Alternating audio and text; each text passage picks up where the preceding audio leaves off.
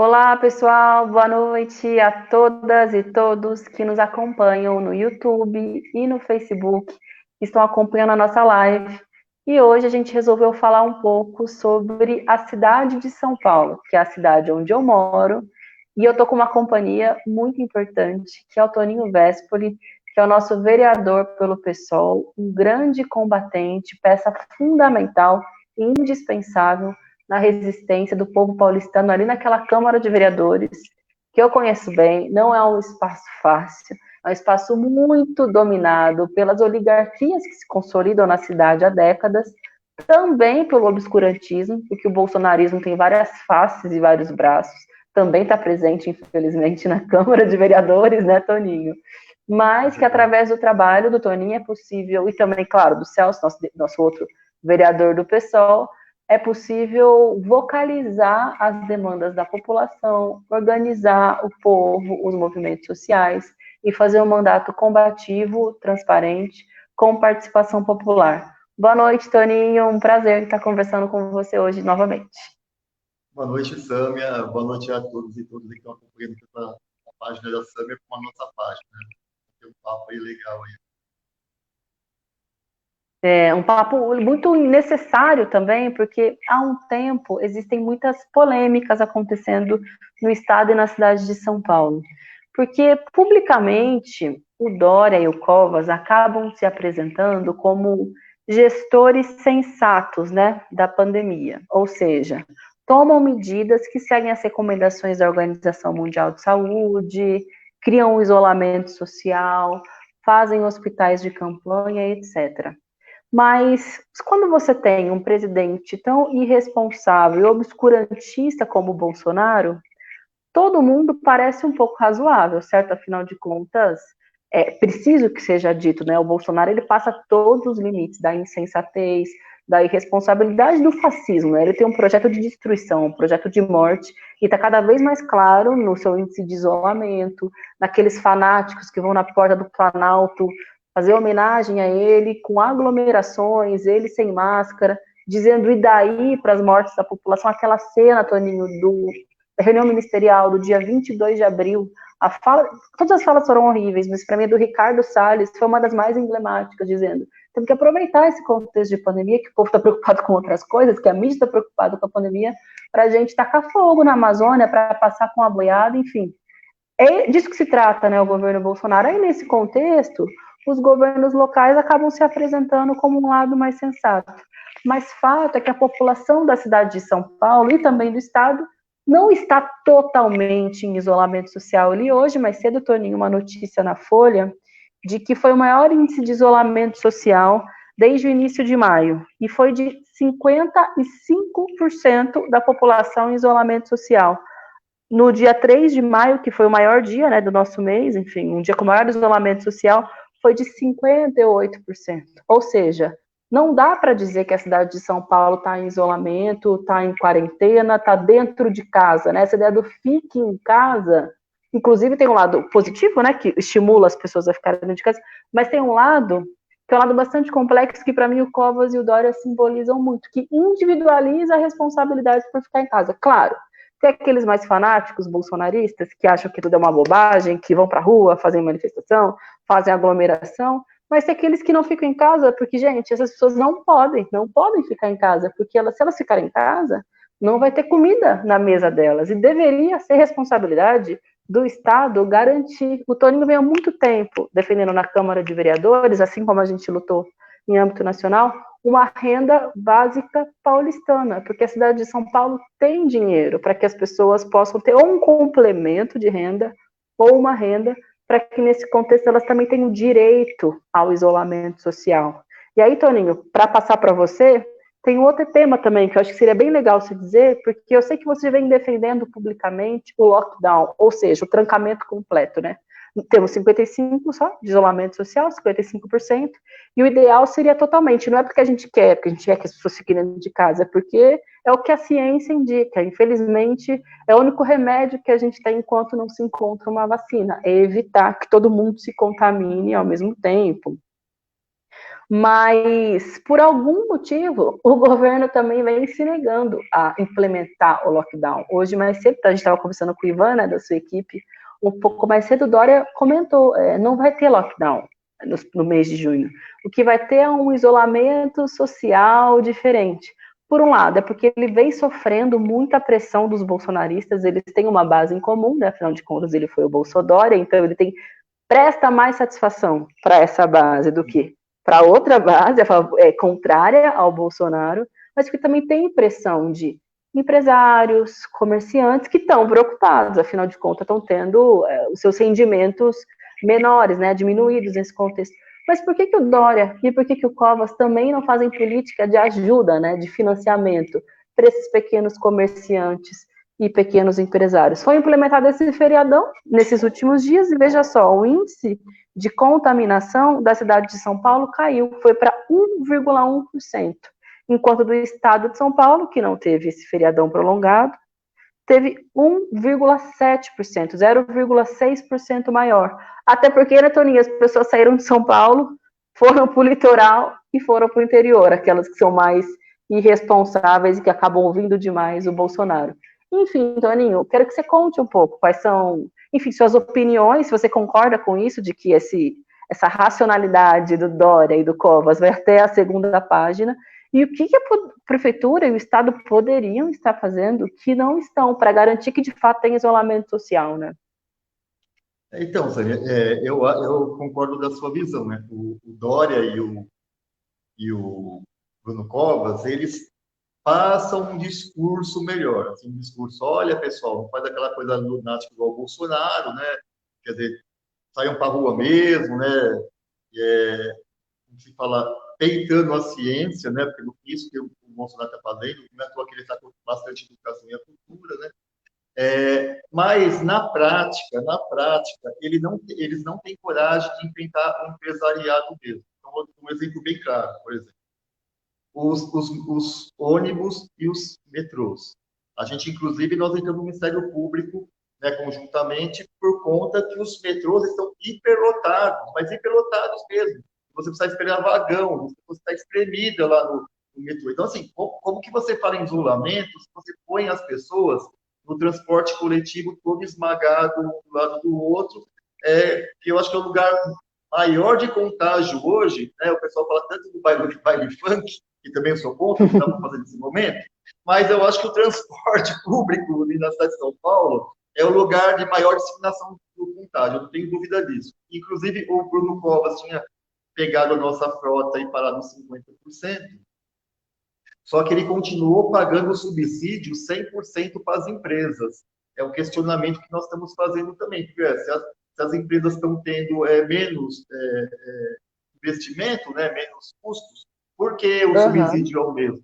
Estão ganhando dinheiro a rodo, tá na cara que aí tem os interesses privados em cima do dinheiro público, né? Então, aí só mostra um exemplo do quanto a fala é uma coisa e o discurso é outra. Eu tenho certeza que você também deve ter recebido aí pela tua ligação aqui na cidade de São Paulo, que é forte, né? Você foi vereador aqui, né? A gente trabalhou junto. É a questão, por exemplo, dos servidores públicos sem EPIs, que é os equipamentos de proteção individual. Recebi muita reclamação. E assim, primeiro, de serviço essencial, que precisa estar na rua, e as pessoas tiram do próprio bolso, mas é também, Toninho, de gente que está trabalhando e que nem é serviço essencial. E aí, claro, da iniciativa privada, mas que deveria estar tendo algum tipo de regulamentação e de fiscalização. Por que os trabalhadores de telemarketing precisam, por exemplo, pegar um transporte lotado e chegar no local de trabalho e ainda sem nenhum tipo de material de proteção? E a gente aprovou na Câmara Municipal um projeto que todos os servidores que estão na luta, na frente do Covid, né, na linha de frente, têm que ganhar esses EPIs. A gente está recebendo até agora denúncias que alguns lugares não receberam. E outras denúncias assim, Tânia, recebemos, mas é algo totalmente, na visão do de baixa qualidade? Assim? Baixa qualidade, que acha que nem foi testado cientificamente para ver se realmente aquilo ali funciona. Pior ainda, nas nossas escolas, por exemplo, que a gente fez também para fechar, né, as nossas unidades, porque tem esse momento também, porque e as nossas unidades escolares estarem abertas, dariam para eles fazerem esse serviço em casa, a gente também entrou junto para fechar as nossas unidades, né? E olha só, eles só receberam álcool gel, só nossas unidades, não receberam máscara. E foram receber máscara, agora eu acho que tem negócio de 8, 10 dias para cá. E mesmo assim, a OMS fala que você tem que trocar máscara 2 por dia, cada 2 horas a máscara. Não, eles deram uma quantidade que a pessoa tem que ficar com a máscara o dia inteiro. Então, assim, é insuficiente os EPIs, né? E também é de baixa qualidade. Quando vem. Então, para você ver, assim, o discurso do Bruno é bonito. E se você for ver que eu vi ele dando entrevista na grande imprensa, eles mentem, entendeu? O secretário vai lá e fala, não, nós estamos seguindo todo o que a OMS estipula para os servidores em termos de EPI, tem tudo. O pessoal do serviço funerário também tem denunciado, a hora tem, algumas unidades têm EPI, horas não tem. Então, assim, é um caos. O que o Bruno Covas fala na televisão não é a realidade que a gente vê conversando com os servidores públicos. Inclusive, o Sindicep fez atos direto na frente dos hospitais, na frente do serviço funerário, com o servidor denunciando isso, porque tá escandaloso aqui na cidade de São Paulo. Por isso eu falo, o discurso é mais bonitinho, né? Parece aquela coisa mais de sensatez, mas no fundo fazem o trabalho que o capital quer fazer, não fala prontamente igual o Bolsonaro, né? Mas acaba fazendo isso. E tem um elemento que eu acho que é pior ainda, que é fazer corrupção ainda nesse momento de pandemia, né? Você vê, Sâmia, como que é o negócio, né? Para você ver, não sei como esse pessoal coloca a cabeça no travesseiro e dorme. Porque as regras de licitação estão relaxadas, né, de contratos, afinal de contas, o contexto exige uma emergência, um regime de urgência, né, na instalação de hospital de campanha, compra de máscara, licitações. Só que, Toninho, eu posso até imaginar como não tá. E eu vi pela Globo, pelo G1 esses dias, de um inquérito, né, de um processo que o Ministério Público abriu a partir de uma denúncia que você fez. Se eu não me engano, era a compra de máscaras superfaturadas, não é isso? Que assim, custava 4, 5 vezes mais do que o valor, não era uma coisa assim? Você tem uma ideia, quase 1 milhão de máscaras, é aquela branca, porque vem a especificidade das máscaras, né? É essa que eu também estou usando, essa daí também, um pouco dessa que eu compro aqui perto de casa, né? E aí, assim, Sam, tá aí até inclusive o título. E aí, assim, essas máscaras aqui no comércio local, você paga em 50 porque está em falta e eles estão metendo a faca, mas você comprando 1 milhão, você consegue comprar isso aí 80 centavos, 90 centavos, 70 centavos, até mais barato. E eles compraram a 3,80. E aí nós entramos na justiça. Mas o pior de tudo isso é que a gente pegou 19 contratos para a gente fazer levantamento dessas compras já sem licitação, como você falou, né? Que era está de emergência. Das 19 contratos, Sâmia, 17, a gente não pode ter o acesso. Elas estão em estado de sigilo. Mas a compra que deveria ser pública para toda a população, e aí, desses 2 contratos, nós deixamos 2 problemas. Um é o contrato da máscara, que nós entramos na justiça, e tem um outro que nós vamos entrar assim que já fizemos uma pergunta oficial para o governo, estamos só esperando a resposta, mas a gente já sabe qual que vai ser a resposta, porque também ali está superfaturado a questão de matas que eles compraram. Então, os 2 contratos têm problema. Os 17 nós não conseguimos ter acesso porque tem sigilo. Nós já pedimos o acesso em todos.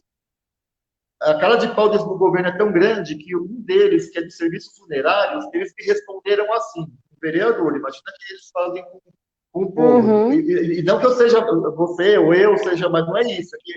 É nossa função. É nosso papel, né? A nossa função. A gente é eleito para isso, exatamente. A gente foi eleito para fiscalizar. Eles não estão deixando o vereador fiscalizar aqui na São Paulo. Eles falaram assim, estariam falando que o contrato era por sigilo, que se eu quisesse o contrato, eu tinha de protocolar lá na central do serviço funerário para mim ter acesso ao contrato. E assim, para mim ter acesso, para mim poder ter vista do processo no local, não que eles vão me dar o contrato original ou me dar uma cópia. Assim, totalmente fora da legislação, eles estão fazendo isso. E aí você já percebe por quê, porque a gente está achando um monte de maracutaia e tenho certeza que nesse contrato que ele não quer deixar que a gente olhe, e aí até, né, convidando, né, para a gente ir junto amanhã lá, se você puder, vamos lá no serviço funerário junto lá, que eu sei que você é boa de briga lá, lá a gente vai ter que fazer um barraco lá, vou precisar de reforço aí. Com certeza, conta comigo, pode deixar, que é para fiscalizar e ver se as coisas estão direitinho, a gente gosta bastante, a gente está brincando, mas é que é necessário, gente, é o fim da picada, imagina, o serviço funerário tem uma sobrecarga das suas atividades, infelizmente por motivos óbvios, São Paulo é o epicentro de contaminação e de mortes do país, e o Brasil é o epicentro do mundo, ou seja, a cidade de São Paulo é o epicentro do mundo de contaminação e do número de mortes. É óbvio que o sistema funerário, infelizmente, é sobrecarregado, mas veja, esses trabalhadores estão sem EPIs, né, que são os materiais de proteção, como o Toninho disse, nós entramos no Ministério Público para, enfim, para que tenha, né, uma fiscalização e garantia de que eles recebam, mas pior, gente, é feito uma maracutaia de contrato, de compra, de processo que não tem licitação, que passa pelos hospitais, passa pelo serviço funerário, é por isso que a gente precisa fiscalizar. A gente fala isso brincando, mas é que, na verdade, a situação é muito, muito séria e tá bem, é necessário ter medidas de urgência nesse contexto, mas não pode ser desculpa para a mutreta, para a maracutaia, para a má administração dos recursos públicos. E, Toninho, a gente vê que os principais bairros atingidos pelo coronavírus são das regiões periféricas da cidade. E é muito interessante, porque a primeira live que a gente fez, a pandemia ainda estava no início, né? E na época ainda tinha uma ideia equivocada de que era uma doença, entre muitas aspas, uma doença democrática, ou seja, que chegou através dos ricos, afinal de contas ela veio da Europa, pessoas nos bairros nobres, classe média, mas que todo mundo se contaminaria, afinal de contas é uma doença que você não controla. Hoje a gente vê que não, lá a notícia diz 20 bairros com mais mortes por Covid-19 estão nos extremos de São Paulo, porque tem uma série de motivos, né? Primeiro, as questões sanitárias, o modelo de moradia que nem sempre é mais adequado, a gente fala muito da necessidade de isolamento social, mas quando você vive numa casa que tem um cômodo só, com muitas pessoas dentro, a possibilidade de contaminação é muito maior. A gente está falando de bairros em que as pessoas não têm condições de saneamento adequado, ou seja, muitas vezes tem esgoto a céu aberto, falta água na torneira, a água simplesmente não chega na torneira, às vezes faltam informações básicas, não tem acesso à internet, enfim, às vezes a luz é cortada, você não consegue assistir televisão, a situação é dramática, a gente está falando da vida real do povo de São Paulo. E aí, como é que fala? O governo, em entrevista, vai lá e escreve um fique em casa embaixo. Ora, as pessoas adorariam poder ficar em casa, protegidas do vírus, mas como o Toninho disse, elas precisam trabalhar, porque se são servidoras, estão nessa situação, expostas a tudo que é tipo de irregularidade, como o Toninho muito bem explicou. Quando não são, né, que é a maioria do povo, pega ônibus lotado no momento em que deveria ter as melhores condições de isolamento possíveis, pega os espaços de circulação, principalmente para quem vive do comércio informal, que é a maioria do povo também, não tem nenhum tipo de ajuda do governo, então simplesmente não pode deixar de trabalhar. E a gente vê, Toninho, já um nível de sobrecarga grande, né, dos hospitais, dos leitos de UTI. Se eu não me engano, é cerca de 90% dos leitos estão ocupados. Isso porque foram construídos hospitais de campanha. Eu sei que você está há um tempo também envolvido, queria que você comentasse um pouco disso também, na luta pela instalação de hospitais de um hospital de campanha na Zona Leste, porque proporcionalmente é a região da cidade com o maior número de contaminados e também de mortes. Queria que você me desse um pouco das motivações, você que é da região, tem um trabalho histórico muito bem estruturado também, Zona Leste, mas quais são as motivações e por que você acha que as pessoas... Eu acho que é isso, as pessoas não ficam em casa, não é porque elas não querem, né? Porque o Estado não oferece condições para que elas fiquem. Queria que você comentasse um pouco isso também. Então, a região leste e a norte são as mais castigadas, né? Se você for ver a região norte, apesar da leste ser mais populosa, mas a região norte ainda é menor. Então, se você for ver, a concentração por metro quadrado na leste e na norte é muito grande comparado com a sul, porque a sul o território é bem maior, né, em termos de território. Então, ela consegue ficar mais espalhada, né? Mesmo apesar que, digamos, da sul quase não tem habitantes, muito pouco habitantes, né?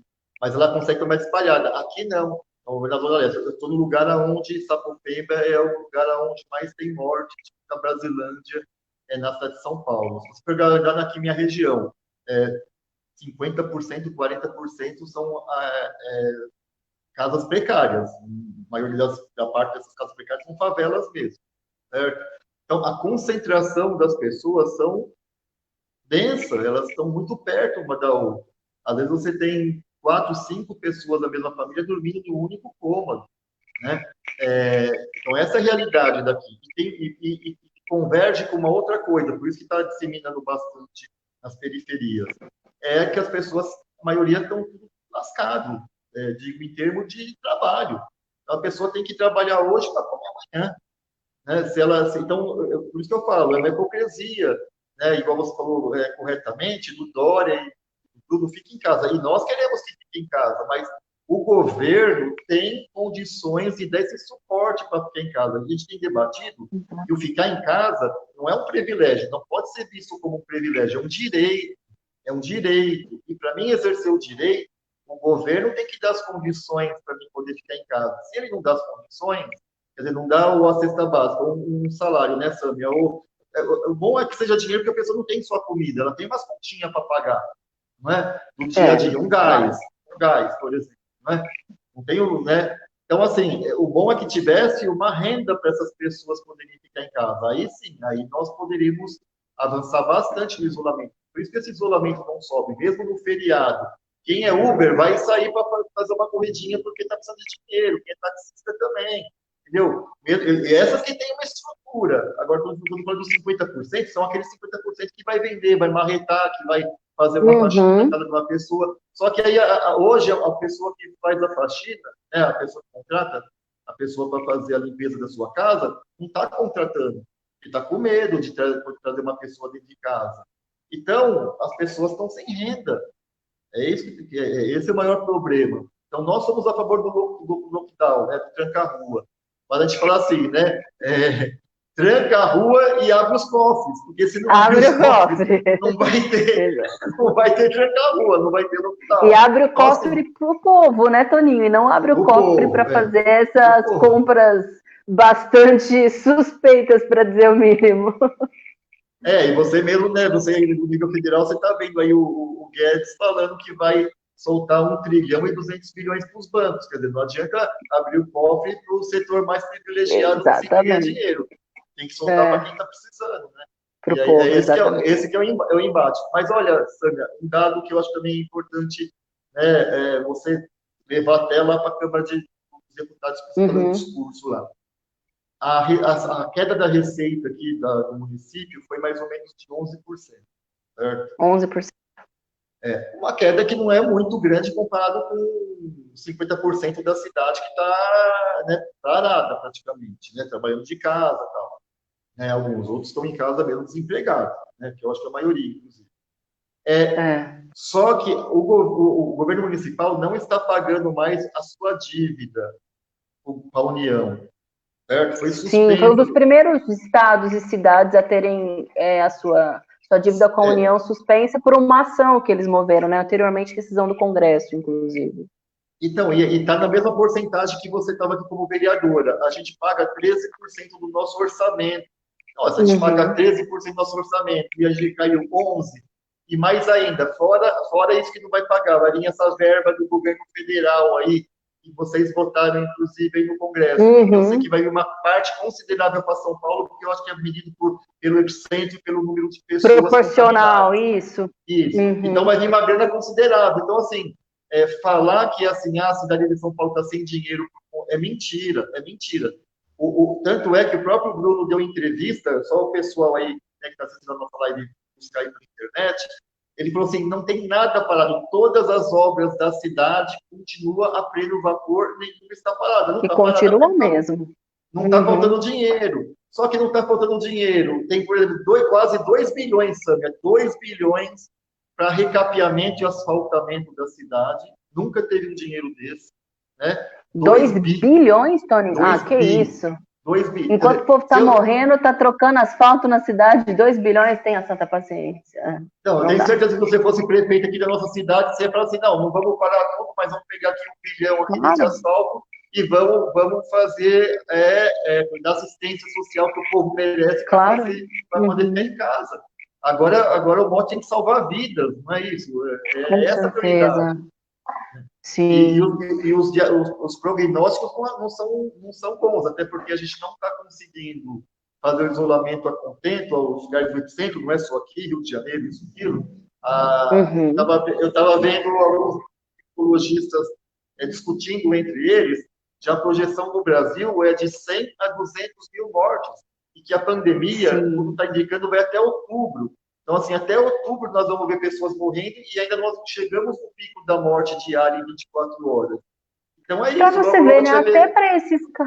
Desculpa, mas até para esses caras que são gananciosos e que acham que existe uma diferença, né, entre economia e saúde, até para eles que só pensam na economia, que na verdade não é a economia do povo, né, é a economia dos ricos, é pior você não tomar as medidas de isolamento, porque isso estende o processo da pandemia, estende as medidas meia boca e demora mais para a vida voltar ao normal, ou seja, para a atividade econômica voltar. Então, assim, não faz sentido em nenhum aspecto. Do sanitário, a gente já sabe que não, 200 mil mortes é a previsão. Gente, 200 mil pessoas. Eu nasci numa cidade, Toninho, chamada Presidente Prudente, que tem 220 mil habitantes. É como se a minha cidade de origem desaparecesse completamente do mapa. É muita gente. É assustador. Mas, além disso, demora mais para as pessoas voltarem com seus negócios, seu comércio, sua atividade financeira, né? Para poder desenvolver a vida. Então, é muito desesperadora essa situação mesmo. Eu fico, assim, impactado, né? Você que está aí enfrentando aí o Bolsonaro, né? E a sua Trump. Por quê, né? É tão irracional, né?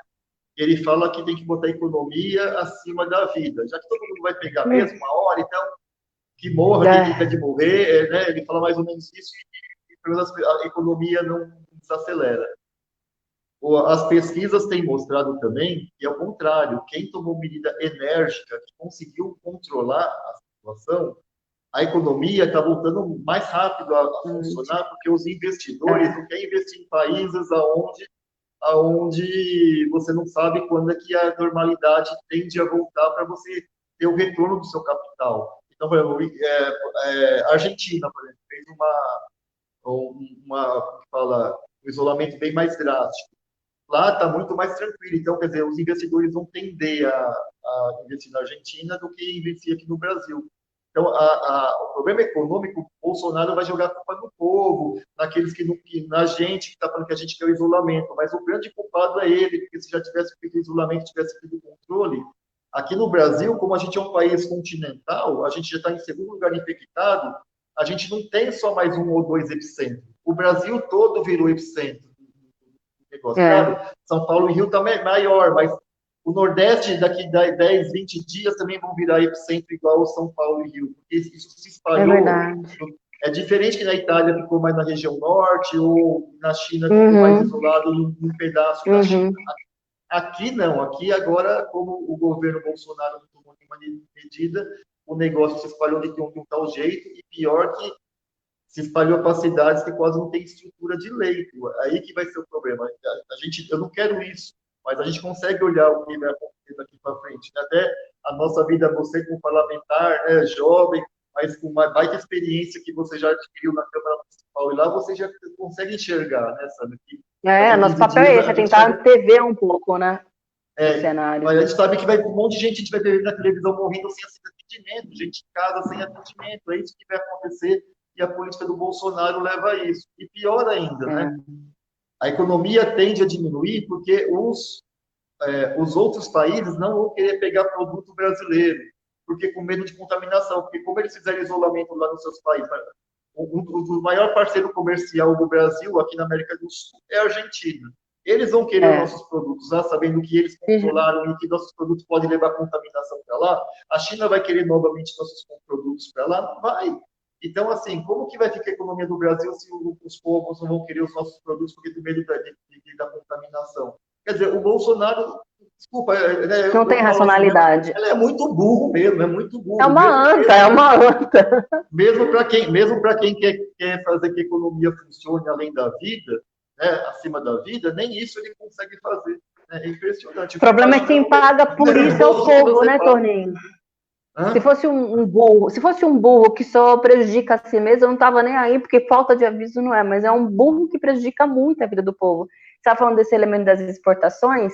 Uma coisa que eu me lembrei, tá uma guerra hoje na Câmara, a terceira semana que adiou aquele projeto que visa ampliar e legalizar as grilagens, ou seja, uma destruição Sim. completa da floresta amazônica. Tanto que a Globo tá cobrindo, passa no Fantástico, tem muito apelo internacional, é coisa muito brutal. Para quê? É o agronegócio, né? A bancada ruralista que fica ali fazendo pressão. Mas você vê, eles querem seguir devastando os nossos recursos naturais, ao mesmo tempo que tem uma perspectiva da queda das exportações. Afinal de contas, quem vai querer comprar de um país que o povo está contaminado, que tem um nível de responsabilidade muito grande, inclusive com os próprios recursos naturais?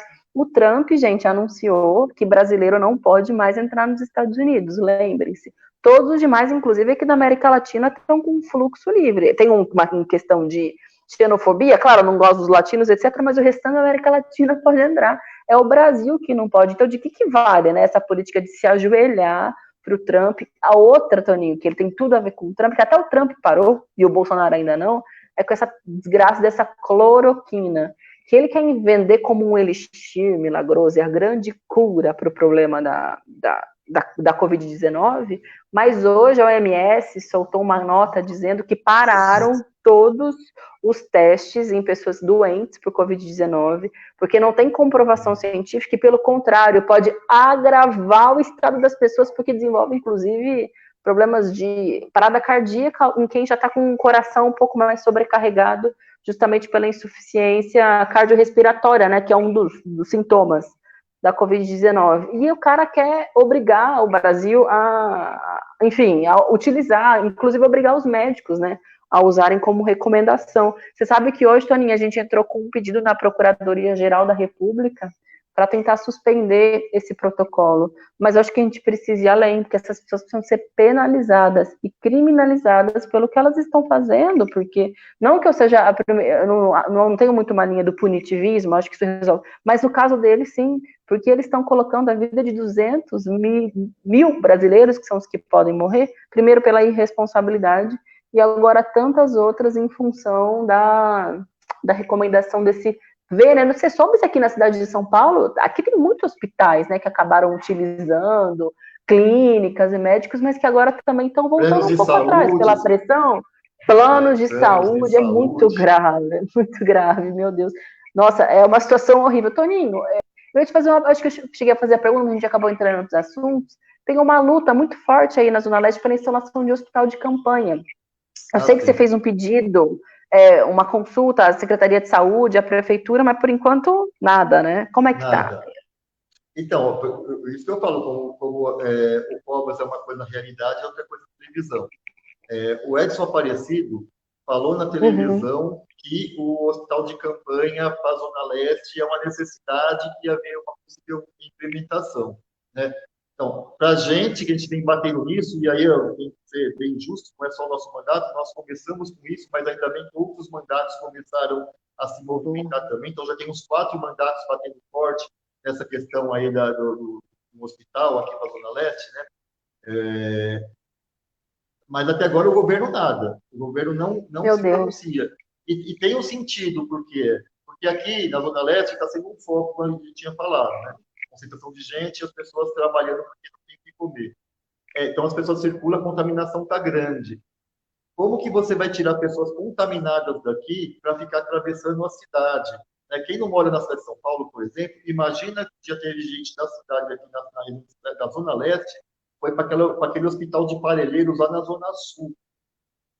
Olha, de carro, a ambulância deve dar umas 2 horas. Então você pega No essa mínimo. pessoa, né, sai com ela para o hospital, leva até a ambulância, né, se ela tossir, né, mesmo com máscara, né, eu nem sei também se tem máscara para o servidor, quanto mais para o paciente, só a família dela. Então, assim, ela está jogando aquele vírus pelo ar, está entendendo? O fato de você deslocar a pessoa, o contágio acaba sendo muito maior, né? Porque os especialistas, pelo menos assim, não tem uma unanimidade, mas colocam uma questão como prioritária, que seria a testagem em massa, e você isolar as pessoas doentes. Essa seria a melhor coisa a se fazer. O Brasil, por conta da emenda 95, que limitou o investimento no SUS, está desmontado, não tem testagem em massa. Quem está agora comprando alguma coisa é o Dória, mas não via SUS, via dinheiro do Estado, né? Porque o SUS está arrebentado, né? O Temer e o Bolsonaro arrebentaram com o SUS. Eu já vinha um pouco degringolando um pouco da época da Dilma já. Vamos ser honestos aqui. Aí congelou de vez. Exatamente. Aí sim, mas aí foi pouca coisa, né? Foi por causa da economia que estava ruim mesmo, uma série de coisas. Mas depois degringolou porque esses caras querem acabar com o SUS. Né? Diferente da Dilma, né? Que ainda queria proteger o SUS. Foi uma coisa pontual. Né? E aí assim, como que vai ter dinheiro para testagem ou vocês estão acabando com o SUS? Entendeu? E aí Toninho, se tivesse um investimento estrutural na saúde, a gente não precisaria nem ter esse número de hospitais de campanha, esses contratos, a gente estaria num outro patamar para lidar com uma pandemia como essa, né? Assim como na ciência, se tivesse uma valorização de fato.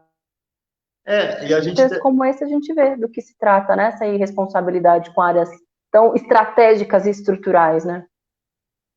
E a gente até fala isso mesmo. A primeira coisa que nós falamos foi isso. Por que não investir em hospitais que estão fechados? Certo? O Sorocabana, por exemplo. Pois Sorocabana, isso. Né? Ou se não, o Hospital do Servidor Público, Sâmia, quando você já fazia visita lá enquanto vereador aqui, você já via os espaços, tinha espaços, estavam lá com o telhado quebrado, chovia naquele cômodo, ele estava sem utilidade. Se você reformasse, você conseguiria aumentar o número de leitos. Bastando uma reforma no hospital, você aumentaria o número de leitos. E mais, ficaria depois pós-Covid, para a comunidade, o hospital reformado com mais leitos, não é? Então, assim, se eu falo, os investimentos não estão sendo adequados na cidade de São Paulo. E aí, por isso que só a gente acaba fortemente defendendo o lockdown, o tranca-rua. Porque, assim, com um governo federal desse, que manda as pessoas ir para a rua, com o transporte que está sendo o maior lugar de contágio, né? Você faz o quê? Não tem testagem em massa, você não consegue isolar quem está. Né? Aqui, o Brasil é um dos países do mundo que a testagem é menor comparado em número de habitantes comparado com o resto do mundo. Então, assim... Na verdade, pode ser muito pior a nossa situação e a gente ainda nem tem condição de dizer, a gente não consegue. A gente acha que é um terço da população a mais. Aliás, a gente tem só um terço do número de contaminados oficial, uma previsão que se faz, ou seja, uma situação assustadora, né? Então, porque eles estão falando de 300 e tantos mil contágios já no Brasil. Mas os especialistas estão falando que tem de 10 a 15 vezes mais, porque é o pessoal que são assintomáticos, que pega e não dá problema nenhum. Então, nós temos mais de 3 milhões de contagiados. Só que isso sobe de forma exponencial, porque 3 milhões de contagiados, eles podem infectar mais 3. Então, daqui 15 dias, 20 dias, 25 dias, a gente pode ter 9 milhões de contagiados, que é 3 vezes a mais. Você está entendendo o perigo disso? Eu acho que isso aqui vai virar... não é o que a gente quer. Uns falam assim, Toninho, mas será que você está sendo um pessimista? Eu não sei, eu sou matemático, eu olho o gráfico, né? E eu estou adorando, tá super didático, eu assim, Samia, acho que a gente vai chegar muito perto do que está acontecendo lá nos Estados Unidos. Se não for pior, porque lá a testagem está sendo em massa. Então, lá pode ter subnotificação, mas aquele 1 milhão e tanto, não sei já quanto que está lá, eu nem vi o último dado, mas aquele pessoal lá, a subnotificação é baixa. Aqui no Brasil, talvez a gente já esteja com o mesmo número de infectados de volta nos Estados Unidos. E número de mortes também. Aqui na cidade de São Paulo, Sâmia, a gente podia até visitar também, se você quiser, também contar teu dia. Eu sei que você está aí nessas loucuras contra o governo Bolsonaro, não está fácil a sua vida, né? Mas, assim, se der uma hora, a gente já vai sair amanhã junto, mas se der um outro dia, a gente ir no serviço funerário e conversar com o pessoal. Está vindo um monte de morte que não está como Covid, mas são com problemas respiratórios.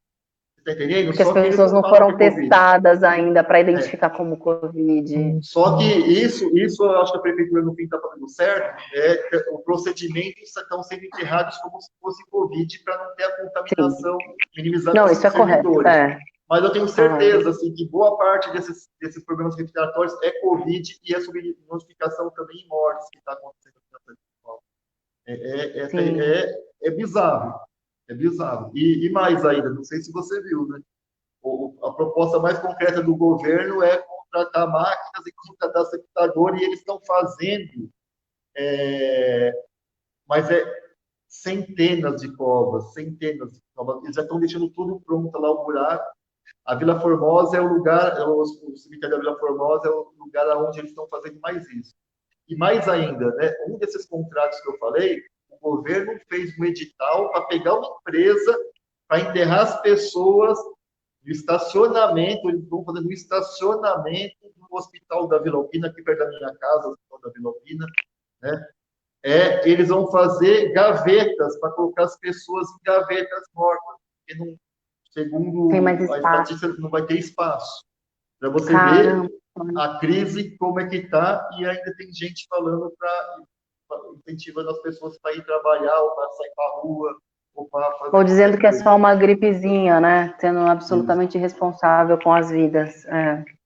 Toninho, mudando um pouquinho de assunto, mas ainda dentro do problema da pandemia, nós recebemos muitas reclamações de trabalhadores das escolas de São Paulo, que, claro, está sem aula, mas tem muitos professores e professoras que estão em casa completamente sobrecarregados, porque precisam preparar a aula, gravar a aula, sem contar tantas pessoas que não conseguem ter acesso a equipamentos tecnológicos e também à internet, ou uma internet de qualidade. E eu falo isso tanto do ponto de vista dos alunos e alunas, né, que tanto que a gente conseguiu, travou essa luta pelo adiamento do Enem, e finalmente a gente conseguiu. Fala, foi uma conquista, mas é uma conquista que tem como pano de fundo uma desigualdade muito profunda, porque 1/3 da população brasileira não tem acesso à internet, por isso precisou adiar o Enem, porque hoje os jovens não estão estudando. Mas aí também tem um lado das professoras e dos professores, que o Toninho é professor de matemática, também professor do município, e sabe muito bem como é, mas para além dos professores que estão com essa dificuldade, né, nas suas casas, e tiveram cortes também nos seus salários, que são vistos como privilegiados, né, para você falar também um pouco disso, os demais trabalhadores da escola estão tendo que ir trabalhar, meu Deus, nesse contexto em que não tem aula. Não é isso, Toninho? Muitos deles, inclusive, são contaminados, né, nesse deslocamento ou mesmo nesse contato que eles fazem na escola, e às vezes levam a doença para dentro de casa, porque alguns são assintomáticos, a gente sabe como funciona, e acaba dentro de casa contaminando seus familiares. Como é que está essa situação? Isso já melhorou ou continua a mesma situação trágica? Infelizmente não, Sâmia. O governo, desde o começo, vem negando as escolas, né? Eu e você estamos com o Ministério Público. Eu queria até falar para o pessoal que está na tua parte, o pessoal que também já sabe, mas e a Sâmia, quando ele está lá brigando no Congresso agora, né, via internet, né? A Sâmia não tira o pé aqui da cidade, daquele que eu vejo andando pelo interior, né? Ela está a par de tudo, a gente conversa muito e as ações que nosso mandato tem entrado, né? O Ministério Público na Justiça, a gente tem feito isso muito em parceria com a Sâmia por conta disso, porque tivemos juntos na Câmara Municipal, um mandato de luta, a gente tem muita afinidade, mas é bom ver uma parlamentar, é para te elogiar mesmo, sabe? É bom ver uma parlamentar que consegue subir um grau, não assim de coisas pessoais, né? Mas subir um grau de você agora ter uma compreensão que antes era uma briga da cidade, agora você está vendo a briga nacionalmente.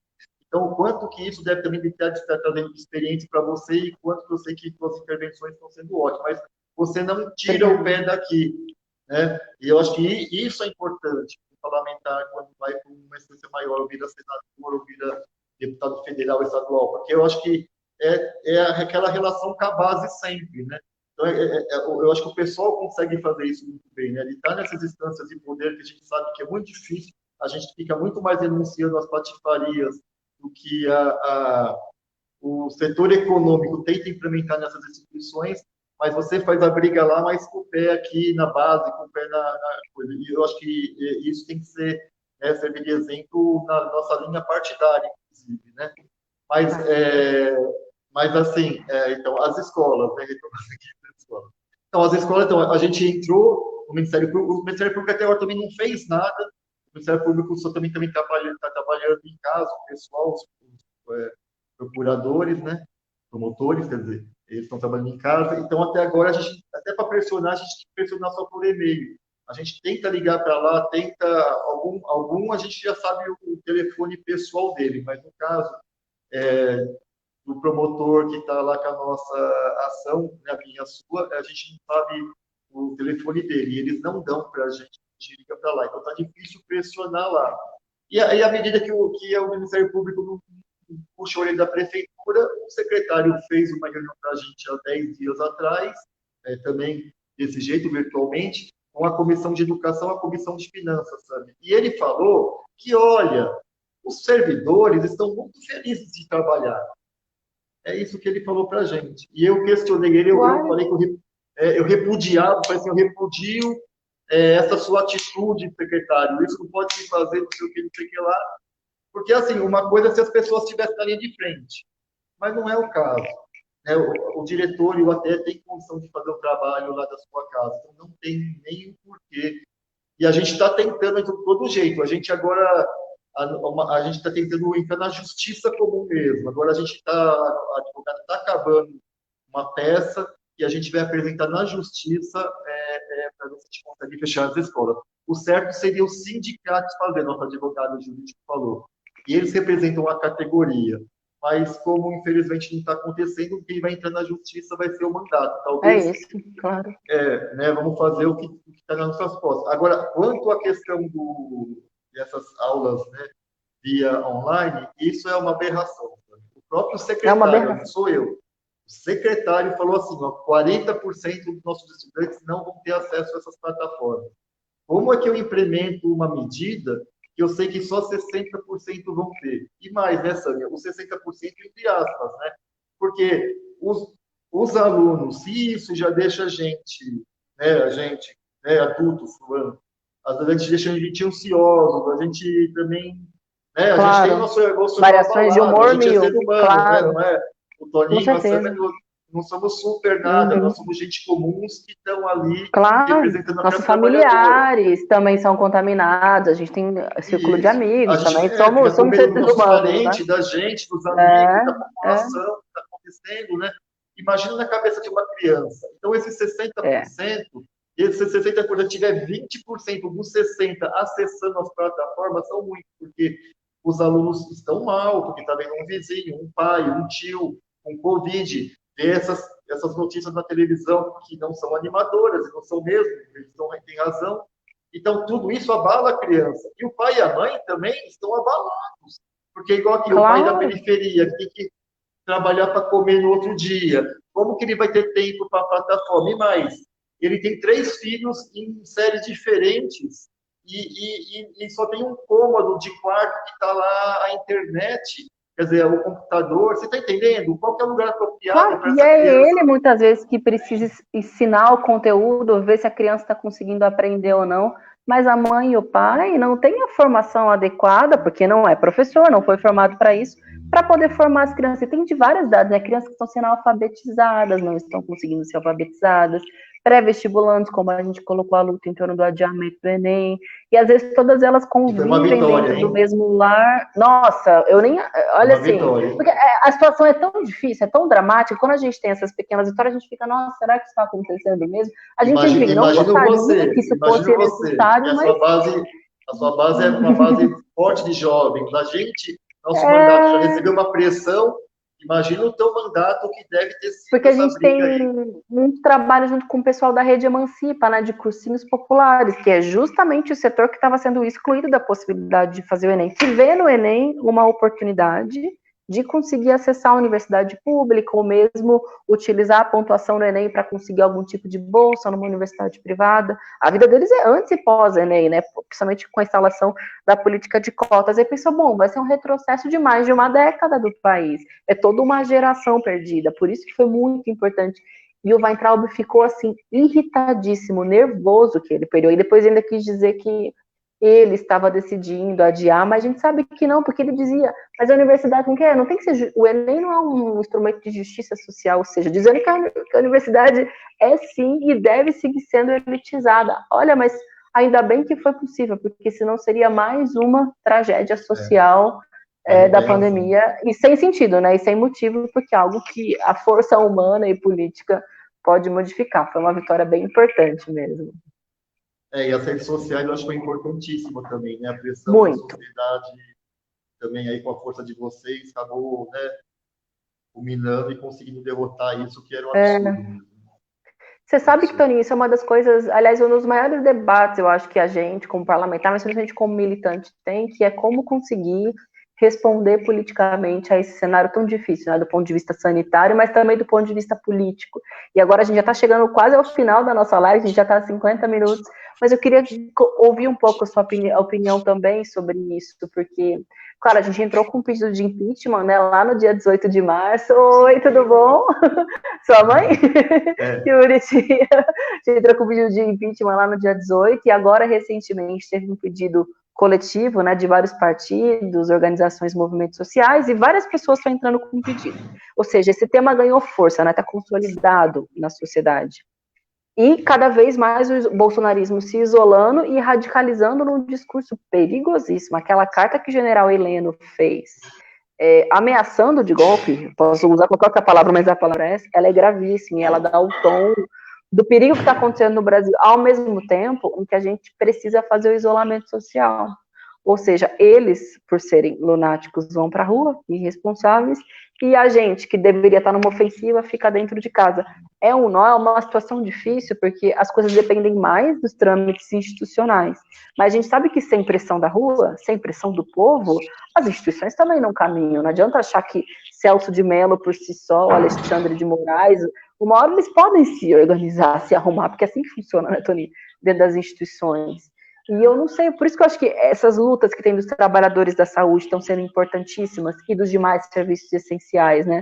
Porque é uma forma de, através do mundo do trabalho, você materializar uma luta anti-bolsonarista, ou seja, em defesa da vida, das condições sanitárias, do isolamento social, condições de trabalho, porque tem trabalhador de hospital que não consegue ter IPI, a gente já começou a comentar sobre isso, né? Mas eu acho que as redes sociais e as sacadas e janelas também se transformaram nos espaços possíveis, né? Mas você consegue já. Eu sei que é muito cedo para pensar num processo de pós-isolamento, de relaxamento social, mas eu acho que, dentre tantos elementos, além da vontade de ver as pessoas de novo, abraçar, etc., além da parte subjetiva, acho que as nossas condições de luta vão estar em outro patamar. Eu espero que até lá, na verdade, o Bolsonaro já tenha caído.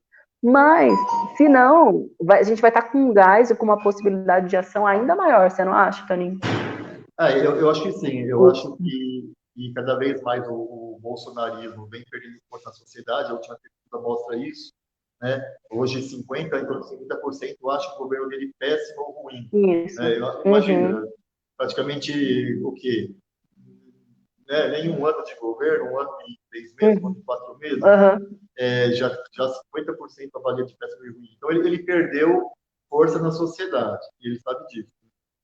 Ele perdeu força em algumas instituições.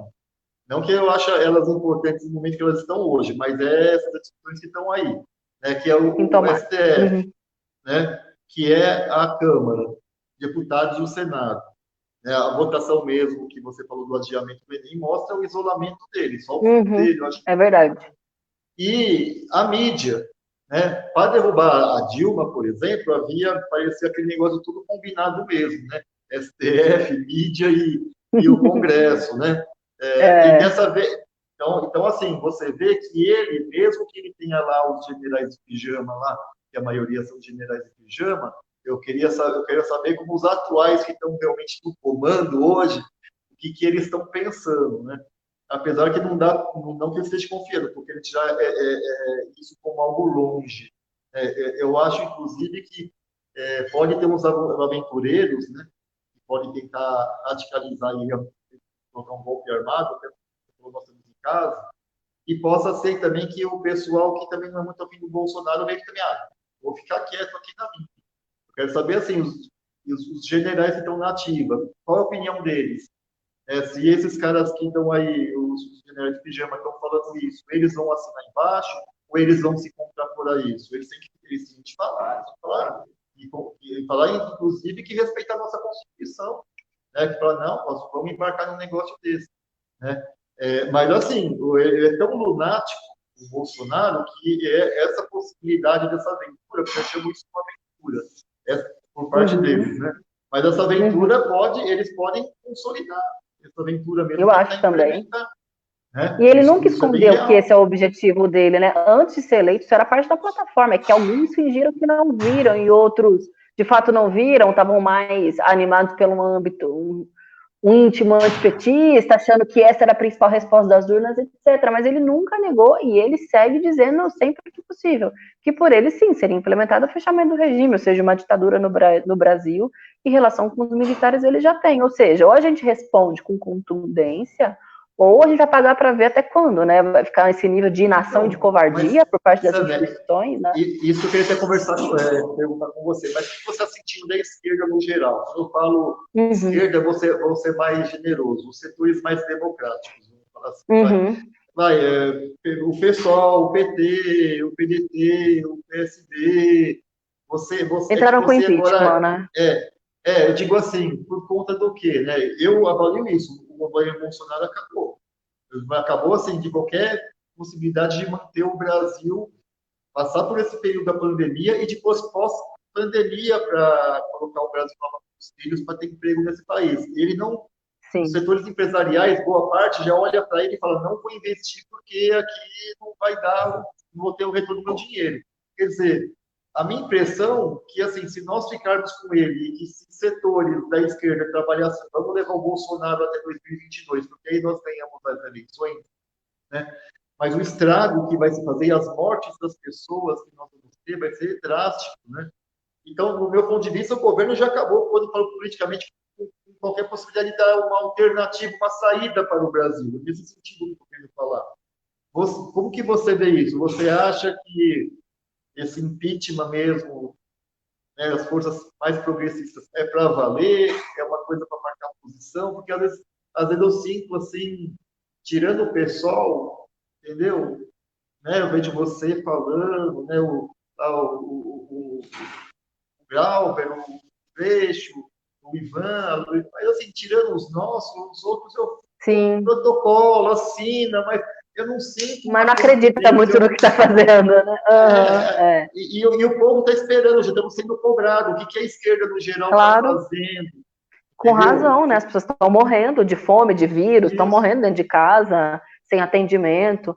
Toninho, eu tenho uma leitura parecida com a sua, assim. Eu acho que do ponto de vista de moral, ele é um governo desmoralizado, isolado e com pouca condição de fato, comandar o país, ou seja, ele tem repúdio por parte da mídia, por alguns setores da burguesia, mesmo de partidos que eram aliados a ele, saíram do governo, como governadores e prefeitos, etc. Mas ele tem ainda alguns pilares de sustentação que talvez expliquem também, né, a sua permanência.